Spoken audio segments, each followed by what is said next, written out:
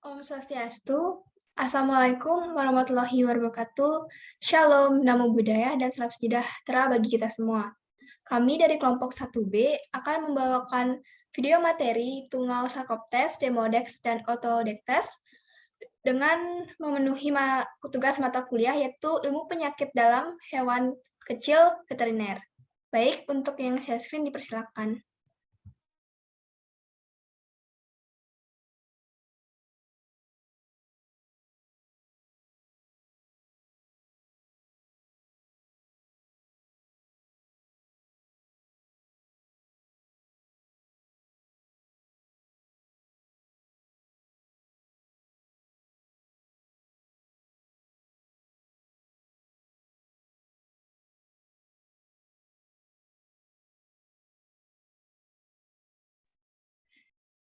Baik, perkenalkan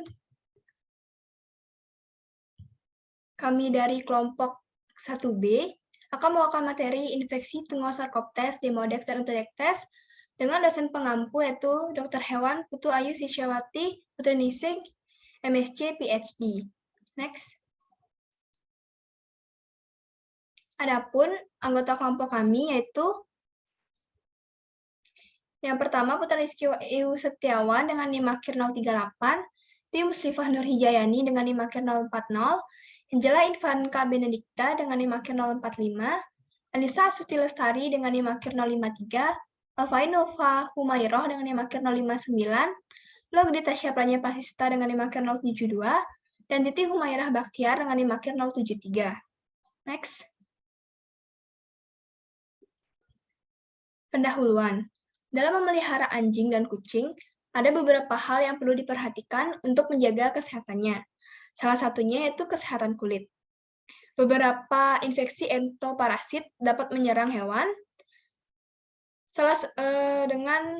walaupun sangat ringan, tapi dapat menyebabkan rasa tidak nyaman bagi hewan, dan banyak parasit eksternal dapat menyebabkan gatal-gatal yang parah. Tungau merupakan salah satu parasit eksternal yang sering ditemukan pada hewan. Dengan adapun jenis tungau tersebut yaitu Sarkoptes, Demodex, dan Autodectes. Baik, materi selanjutnya akan dibawakan teman saya. Terima kasih.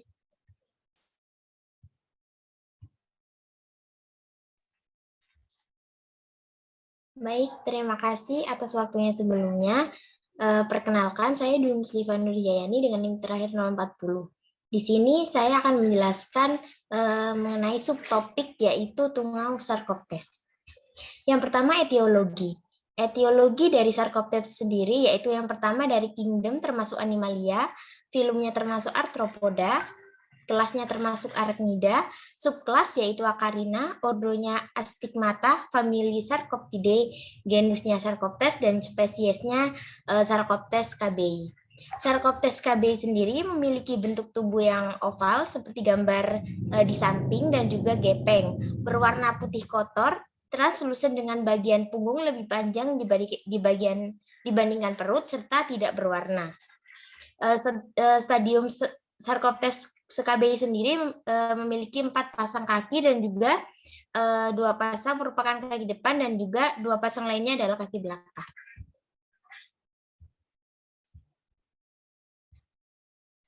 Selanjutnya yaitu mengenai siklus hidup dari tungau Sarcoptes kbi sendiri. Berdasarkan gambar dapat dijelaskan bahwa investasi awal dari tungau Sarcoptes kbi ini yaitu tungau betina atau nimfa stadium kedua yang aktif membuat liang di epidermis atau lapisan tanduk dari kulit. Di liang tersebut, Sarcoptes meletakkan telurnya. Telur tersebut akan menetas 3-4 hari. Kemudian menjadi larva berkaki 6. Nah, dalam kurun waktu 1-2 hari, larva akan berkembang menjadi nimfa stadium 1 dan 2 yang berkaki 8. Kemudian barulah tungau akan berkembang menjadi dewasa dan mampu berkembang biak dalam waktu 2-4 hari. Selanjutnya yaitu tanda klinis daripada penyakit yang disebabkan oleh Sarcoptes kbi ini. Yang pertama yaitu awal investasi. Masa inkubasi bervariasi antara 10 sampai 42 hari. Pada awalnya kulit mengalami eritrema. Kemudian barulah terbentuknya papula, vesikula, dan juga mengakibatkan peradangan kulit. Nah, di peradangan kulit ini jika ada infeksi lain akan terbentuklah eksudat yang membuat kerak atau keropeng pada kulit tersebut. Kemudian kerak atau keropeng ini menjadi keratinisasi dan juga terjadi proliferasi pada jaringan ikat, sehingga dapat mengakibatkan kerontokan rambut atau bulu daripada hewan tersebut. Yang selanjutnya yaitu tanda klinis lain. Dari awal investasi tersebut dapat menimbulkan tanda klinis lainnya seperti nafsu makan akan terganggu yang mengakibatkan kekurangan kekurusan dan juga kekurangan gizi yang bila tidak ditindak dengan benar akan menyebabkan hewan tersebut meninggal dunia dan juga akan memperbesar peluang adanya infeksi sekunder. Untuk persebaran lesi sendiri, pada babi itu biasanya pada daun telinga, cungur, bagian dorsal dan leher, serta punggung dan juga pangkal ekor. Untuk pada kambing biasanya terdiri dari bagian daerah hidung hingga menyebar ke seluruh tubuh. Dan spesifik pada unta biasanya pada pangkal ekor, leher, aksila abdomen, flank, daerah prepusium dan juga ambing. Untuk materi selanjutnya akan dijelaskan teman saya. Terima kasih.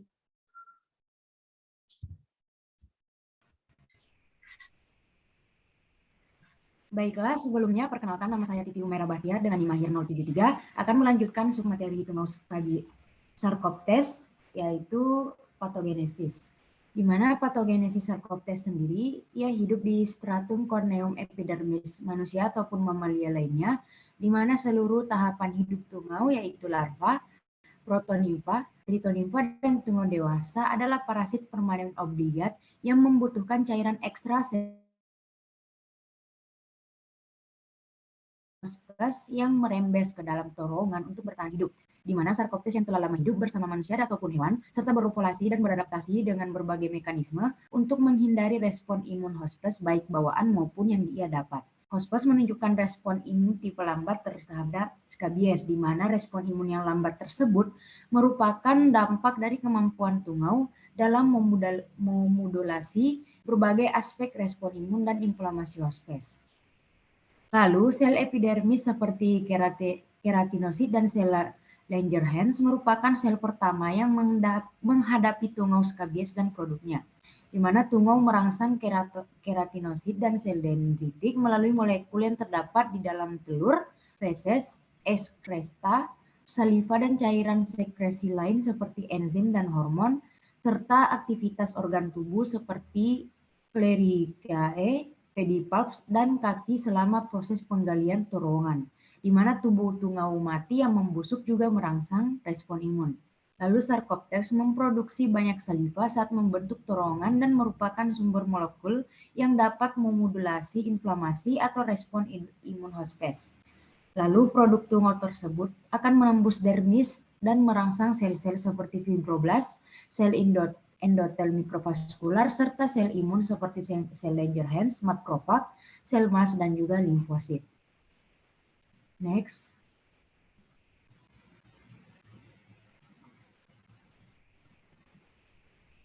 Selanjutnya adalah terapi, di mana prinsip pengobatan skabies adalah menggunakan skabisida topikal diikuti dengan perilaku hidup bersih dan sehat, baik pada penderita maupun lingkungannya, di mana syarat skabisida ideal adalah efektif terhadap semua stadium tungau, tidak toksik atau menimbulkan iritasi, tidak berbau, serta tidak menimbulkan kerusakan atau mewarnai pakaian, dan mudah diperoleh.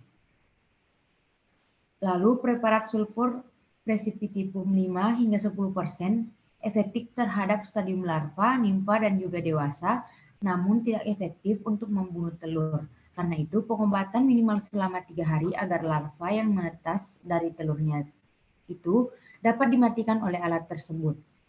Lalu pengolesan obat topikal umumnya selama 8 hingga 12 jam, namun ada yang perlu digunakan sampai 5 hari berturut-turut, tergantung pada jenis skabisidanya.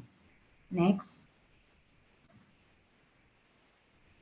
Selanjutnya adalah pencegahan, di mana pencegahan skabies dapat dilakukan dengan sanitasi kandang dan lingkungan, dan juga dapat diobati dengan berbagai cara, seperti pemberian obat tradisional yang dapat digunakan untuk pengobatan skabies, yaitu campuran belerang dan minyak kelapa, di mana belerang dapat dipercaya masyarakat dapat mematikan tungau Sarcopteryx karena kandungan sulfurnya, sedangkan minyak kelapa dipercaya dapat sebagai bahan pencampur obat-obatan karena kegunaannya sebagai pelarut untuk melarutkan belerang di samping berperan dalam proses reabsorpsi obat ke dalam tubuh melalui pori-pori kulit. Pengobatan tradisional lainnya menggunakan oli bekas yang dipanaskan dan dioleskan pada kulit yang berlesi atau ke seluruh tubuh. Materi selanjutnya akan dilanjutkan oleh rekan saya. Terima kasih. Baik, terima kasih. Saya Alvainova dengan NIM akhir 059. Saya akan menjelaskan mengenai tungau Demodex. Berikut ini merupakan klasifikasi dari tungau Demodex sendiri. Yang pertama, kingdomnya merupakan Animalia, filmnya adalah Arthropoda, kelasnya adalah Aracanida, ordonya adalah Trombidiformis, familinya adalah Demodecidae, genusnya merupakan Demodex, dan spesiesnya merupakan Demodex canis. Demodex sp ini merupakan sejenis tungau yang menyebabkan penyakit demodekosis, di mana demodekosis pada anjing itu disebabkan oleh Demodex canis. Tungau ini berbentuk seperti wortel atau cerutu dengan 4 pasang kaki yang pendek dan gemuk serta memiliki 3 ruas kaki. Bagian perutnya terbungkus oleh kitin dan bergaris melintang menyerupai cincin serta memipih ke arah kaudal. Tungau ini memiliki ukuran antara 0,2 sampai 0,4 mm. Next slide. Baik, berikut ini merupakan patogenesis dari Demodex canis. Anjing umumnya memiliki sejumlah kecil Demodex pada tubuhnya yang tinggal di folikel dan kelenjar sebaceus. Penularan demodekosis biasanya terjadi pada anjing berumur 3 hari. Berkembangnya tungau ini disebabkan oleh kekebalan tubuh hewan yang menurun. Anak anjing biasanya tertular dari induknya, namun setelah kekebalan tubuhnya meningkat, kira-kira umur 1 minggu, maka parasit tersebut akan menjadi flora normal dan tidak akan menimbulkan penyakit kulit. Siklus hidup lengkap Demodex ini ialah 20-30 hari pada tubuh hospes. Terdapat 4 tahapan perkembangan Demodex dalam tubuh hospes. Yang pertama yaitu telur atau fusiform, lalu ada larva berkaki 6 atau 6 legs, lalu ada nimfa berkaki 8 atau 8 legs, dan ada Demodex dewasa atau 8 legs adult. Seluruh tahapan perkembangan tersebut hanya terjadi pada suatu hospes. Jadi tidak ada perkembangan pada hospes lainnya, sebagaimana yang terjadi pada parasit lainnya. Penyakit ini akan menyebar luas melalui lesi dari moncong, mata, dan pelantar kaki depan, dan akan meluas ke seluruh tubuh. Tungau akan ditemukan di seluruh rambut dan akhirnya kanal tersebut akan membengkak karena adanya radang. Rambut akan mati dan akhirnya akan lepas dan diikuti dengan terbentuknya lesi yang bersifat kering dan bersisik. Bagian yang mengalami lesi tersebut akan mengalami alopecia yang disertai dengan perubahan hiperkeratosis. Yang mana hiperkeratosisnya itu merupakan hiperkeratosis ringan yang dilapisi oleh sisik atau meropeng berwarna abu-abu. Materi selanjutnya akan dijelaskan oleh teman saya. Terima kasih.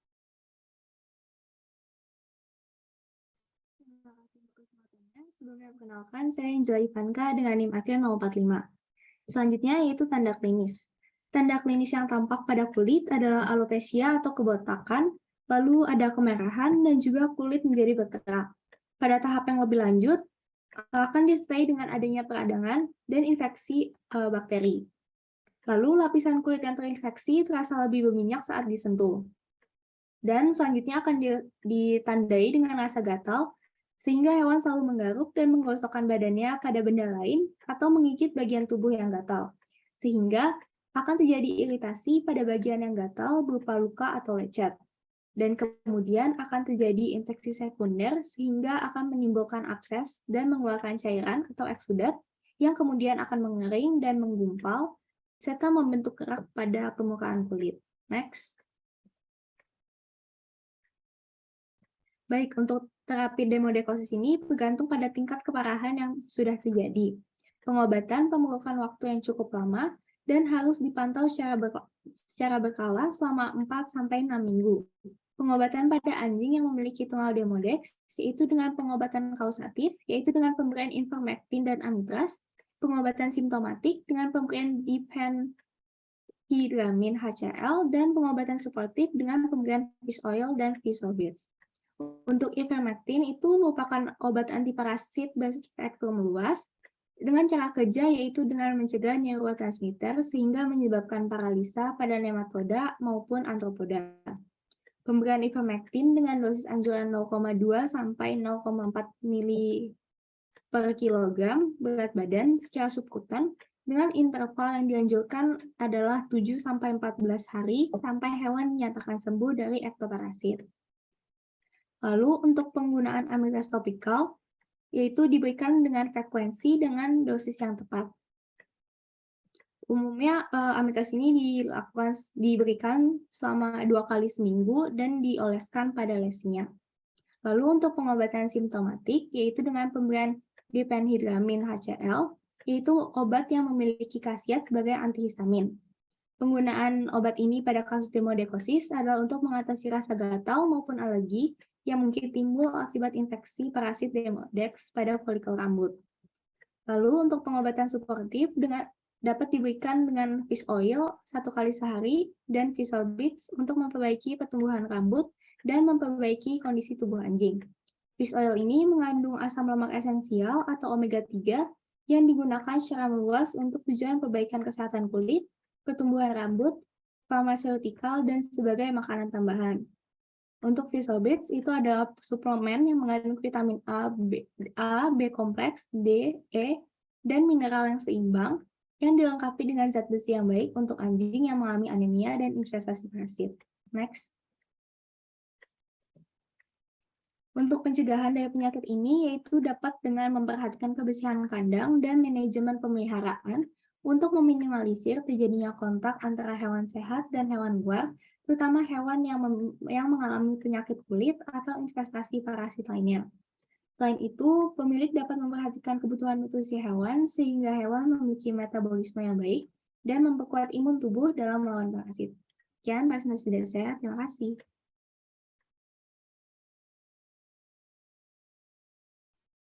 Baik, sebelumnya perkenalkan nama saya Putra Rizky Wahyu Setiawan dengan NIM akhir 038 akan menjelaskan mengenai tungau Otodectes.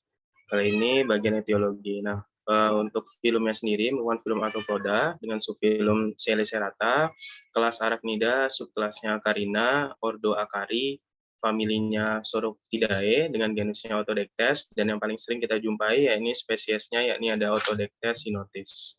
Di mana tungau Otodectes ini biasa kita kenal dengan sebutan tungau telinga, yang termasuk dalam mikroorganisme dengan bentuk tubuh yang seperti siput. Tungau telinga ini umumnya menyerang hewan, tetapi juga dapat menyerang manusia. Hewan ini lebih sering menyerang hewan-hewan seperti kucing maupun anjing. Nah, tungau telinga ini lebih aktif di malam hari dan aktivitasnya menyebabkan rasa gatal pada bagian dalam telinga. Morfologi tungau ini mirip dengan Coreoptes dan mempunyai alat penghisap tarsal pada pasangan kaki pertama dan kedua pada hewan betinanya, sedangkan pada jantannya memiliki pasangan pada seluruh kakinya. Dan ini tidak berhubungan dengan pedikelnya. Nah, habitat tungau ini yakni pada golongan karnivora seperti pada anjing, serigala, rakun, ataupun kucing, di mana alat penghisapnya berupa kapolitori jantan, yang mana kurang jelas bila kita lihat, juga pada lobus abdominalnya. Next. Selanjutnya, patogenesis dari tungau Otodectes. Tungau Otodectes ini berpindah dari satu hewan ke hewan lainnya melalui kontak tubuh secara langsung, di mana tungau Otodectes betina cenderung menaruh telur-telurnya pada bulu di bagian telinga hewan, sehingga tungau telinga jantan akan selalu mencari tungau telinga betina pada bagian tersebut untuk melakukan perkembangbiakan. Nah, siklus hidup dari Otodectes sinotis sendiri hampir seperti genus Sauroptes, di mana telur akan diletakkan pada kulit di sisi lesi-lesi dan menetas pada 1-3 hari. Nah, larva ini akan mulai makan setelah 2-3 hari setelah ditetaskan. Diikuti dengan molting menjadi stadium nimfa setelah 12 jam kemudian. Nah, stadium nimfa akhir ini terjadi pada hari ketiga dan keempat, kemudian akan berkembang menjadi dewasa. Total siklus hidup dari telur ini sampai menghasilkan telur selanjutnya, yakni berkisar antara 12 hari. Tungau otodektes ini menghabiskan selama hidupnya pada permukaan tubuh inang, terutama bagian telinga. Dan tungau ini juga memakan jaringan epidermis dengan cara mengunyahnya. Cara lainnya juga, biasanya tungau ini lakukan dengan cara menusuk kulit dan juga menghisap cairan tubuh inangnya. Next. Untuk gejala dan tanda klinisnya, gejala klinis hewan yang terinfeksi oleh spesies tungau otodektes ini sering kita lihat, yakni menggoyang-goyangkan kepala, serta menggosok-gosoknya, karena predileksinya pada bagian telinga. Dan pada kasus infeksi paling parah, telinga ini akan menjadi paralisis dan juga terbentuk radang purulenta dan hematoma. Pada kasus radang purulenta, biasanya bagian luar telinga akan seringkali menyebabkan radang timpani telinga. Untuk materi selanjutnya akan dilanjutkan oleh teman saya. Terima kasih.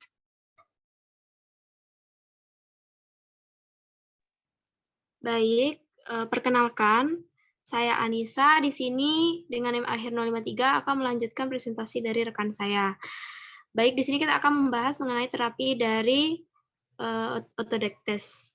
Jadi untuk terapi topikal itu dapat menggunakan preparat yang mengandung polymyxin B, kemudian clotrimazole, imidazole, miconazole, dexamethasone, chlorothiazidin, dan povidin iodin. Sedangkan antibiotik sistemik itu dapat menggunakan amoxicillin, clavulanik, asid, atau menggunakan enrofloxacin. Sedangkan untuk ivermectin, kemudian salamectin, serta golongan piretroid itu dapat digunakan apabila penyebab utamanya adalah Erdnitz. Next slide. Kemudian untuk pencegahan yang dapat dilakukan yaitu dengan pemberian Ilium ear drop sebanyak 3 tetes 2 kali sehari yang akan memberikan respon yang baik pada hewan yang menderita tungau otodektes akibat penyebab primer infestasi otodektes.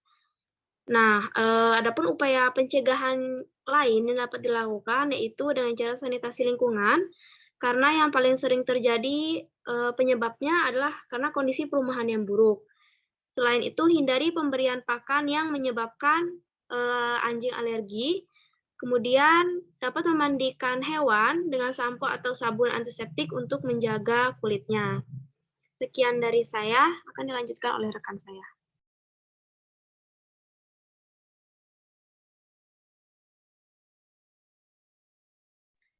Baik, adapun kesimpulan dari materi kami yaitu tungau Sarcoptes dengan spesies Sarcoptes KBI memiliki siklus hidup diawali tungau betina membuat liang di epidermis. Kemudian Demodex sp merupakan sejenis tungau yang menyebabkan penyakit demodikosis dengan 4 tahapan perkembangan. Tungau otodektes atau yang lebih dikenal dengan tungau telinga termasuk mikroorganisme dengan bentuk tubuh seperti siput, serta siklus hidupnya sama dengan genus Sauroptes. Kemudian upaya pencegahan untuk ketiga jenis tungau yaitu menjaga sanitasi kandang dan juga lingkungan. Baik, next. Sekian materi dari kelompok kami. Apabila ada kesalahan dan kekurangan, kami mohon maaf. Terima kasih.